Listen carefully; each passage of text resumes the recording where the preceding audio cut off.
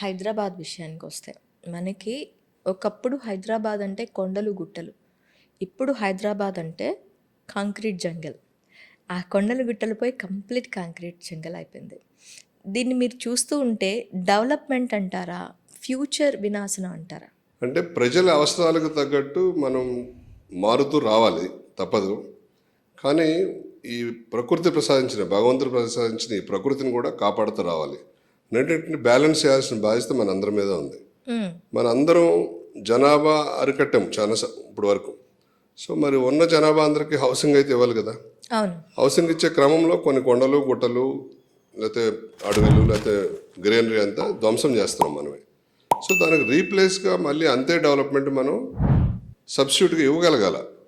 ఇచ్చినప్పుడు అది బ్యాలెన్స్ చేసుకుంటూ వెళ్ళొచ్చు. ఆ బ్యాలెన్స్ మిస్ అవుతుంది ప్రస్తుతం. అంటే చేయవలసినంత చేయట్లేదు. ఈ ఐజీబీసీ ద్వారా, తర్వాత ఇండివిజువల్గా, తర్వాత ఎవరి ఇయర్ కొన్ని కోట్ల మొక్కలు నాటి చేస్తున్నారు. కానీ ఇంకా ఎక్కువగా చేసి ఈ పర్యావరణాన్ని బ్యాలెన్స్ చేయాల్సిన అవసరం అయితే చాలా ఉంది.